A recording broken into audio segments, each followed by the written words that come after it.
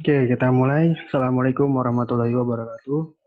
Perkenalkan, nama saya Muhammad Arya Hartanto. Saya dari FIP Ekonomi kelas A pagi, dengan NIM 18720500012. Akan membawakan materi dari mata kuliah dasar-dasar pendidikan. Yang akan saya bahas dalam kesempatan kali ini adalah pendidikan dalam era globalisasi, milenial, dan COVID.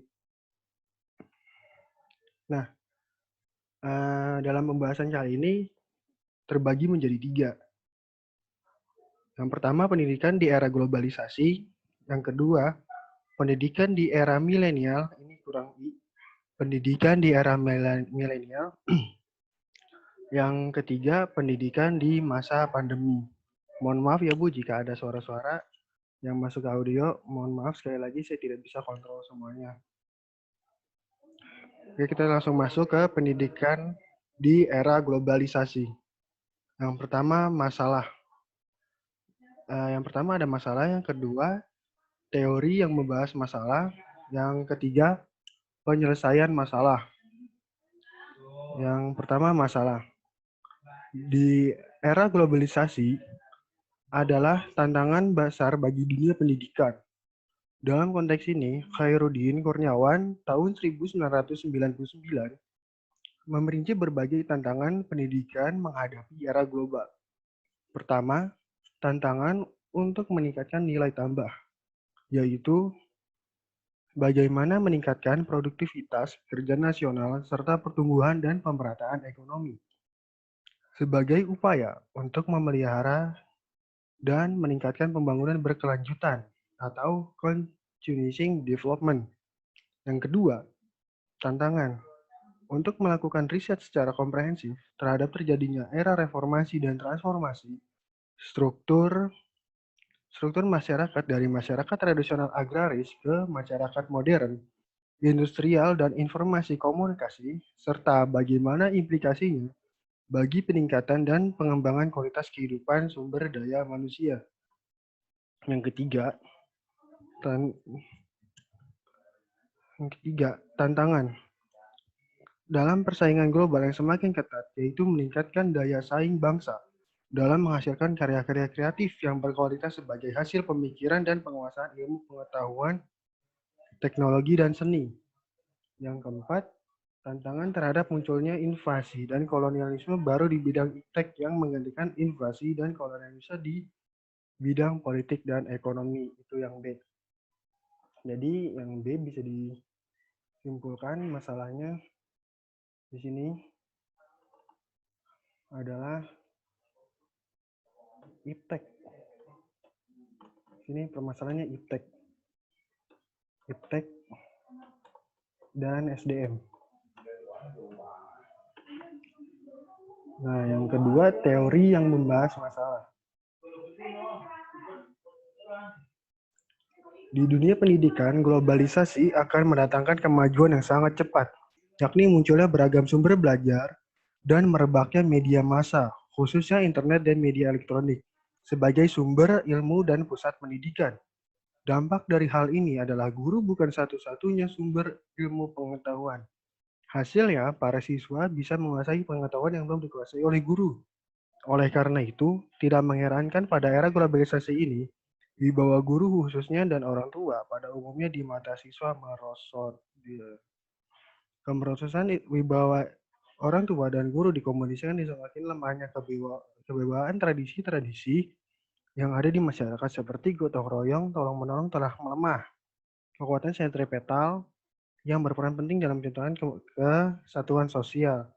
Akibat lanjut bisa dilihat bersama kenakalan dan tindak penyimpangan di kalangan remaja dan pelajar semakin meningkat dalam berbagai bentuknya seperti perkalian, coret-coret, pelanggaran lalu lintas sampai tindak kejahatan. Di sisi lain, pengaruh-pengaruh pendidikan yang mengembangkan kemampuan untuk mengendalikan diri, kesabaran, rasa serta tanggung jawab, solidaritas sosial, memelihara lingkungan baik sosial maupun fisik, hormat kepada orang tua, dan rasa keberagaman yang diwujudkan dalam bermasyarakat justru semakin melemah.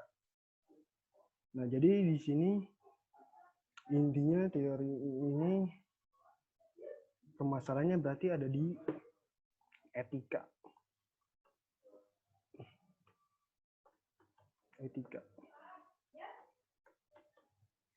Nah, yang ketiga ada penyelesaian masalah.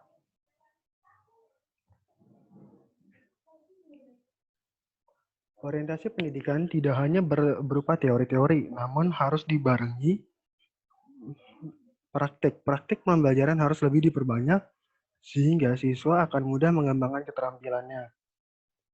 Seperti itu. Jadi penyelesaiannya di sini ada praktek. Nah, jadi ini untuk yang kedua yang tadi ya, yang pertama pendidikan di era globalisasi.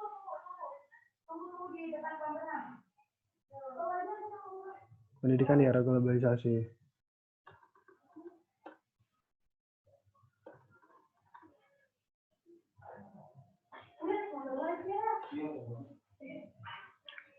Nah, yang kedua pendidikan di era milenial.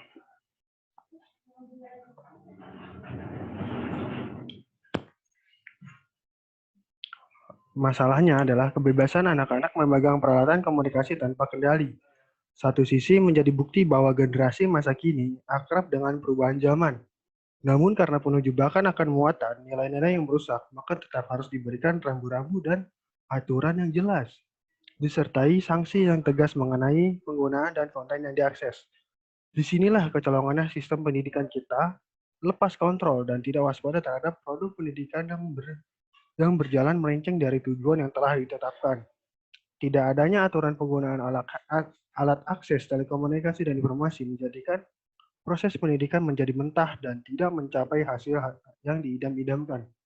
Pendidikan instan tidak membentuk pola budaya baru yang lebih humanis dan beradab. Seperti itu.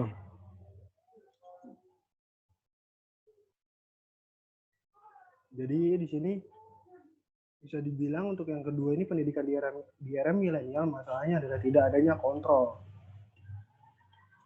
Tidak adanya kontrol. Nah, di sini teori yang membahas masalah. Iptek yang berkembang sangat pesat memberikan kemudahan dalam mengakses informasi dan pendidikan, melebihi kemudahan yang diberikan guru dan kedua orang tuanya di rumah. Sekaligus sebagai kejebakan yang dengan sadar dilakukannya dengan taat, ditambah tidak adanya perhatian pemerintah dalam hal regulasi pendidikan masyarakat telah secara nyata mementahkan seluruh proses pendidikan pada lembaga formal, non-formal maupun informal.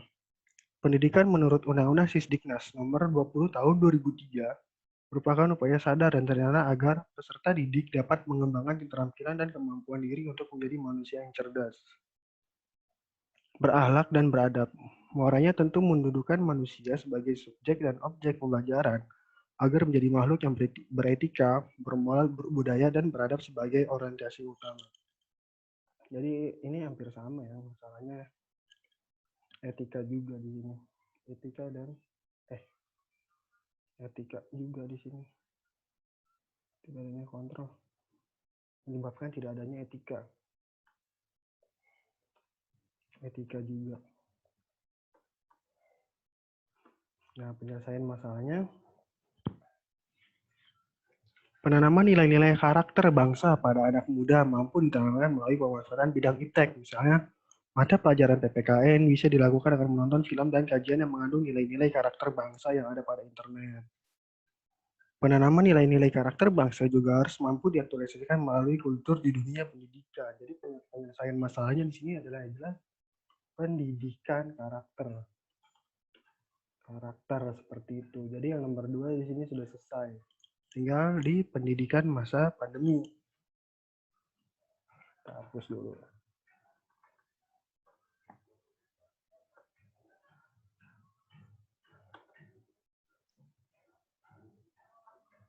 Nah, yang ketiga, pendidikan di masa pandemi. Kita langsung masuk aja ke pendidikan masa pandemi. Masalahnya, Di media sosial, para orang tua dan murid mengeluh dengan mekanisme pembelajaran yang hanya tugas tanpa adanya feedback dari pendidik. Keluhan ini bisa jadi disebabkan karena pendidik tidak terbiasa dengan metode pembelajaran daring atau online.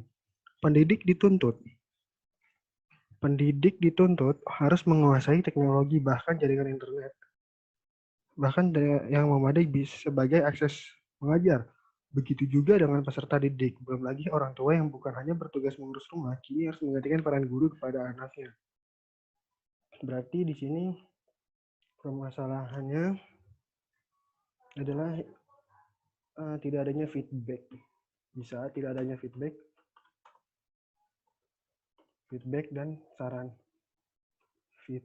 dan sarananya belum memadai. Sarana belum memadai. Nah, ini teori yang membahas masalahnya. Kita slide lagi. Pandemi virus COVID-19 membawa perubahan bagi segala faktor, termasuk sektor pendidikan. Sekolah yang biasanya dipenuhi aktivitas pembelajaran menjadi sepi karena diganti dengan platform pendidikan berbasis internet. Wacana mengenai pembelajaran jarak jauh akan dipermanenkan, memenuhi pro dan kontra. Banyak pihak yang setuju, dan namun tidak sedikit pula yang mengkritik, termasuk para guru dan dosen sebagai fasilitatornya mereka.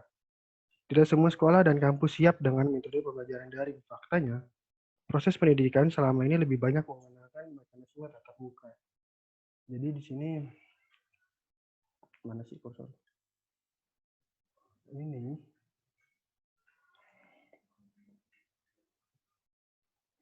adanya perubahan dalam KBM.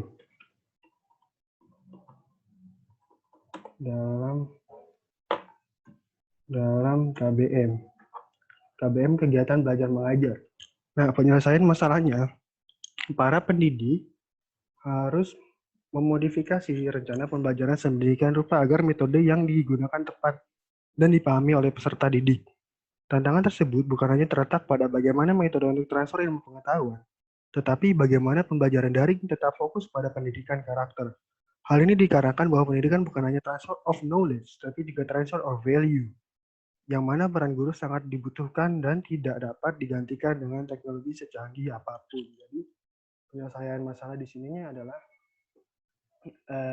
memodifikasi metode yang telah ada.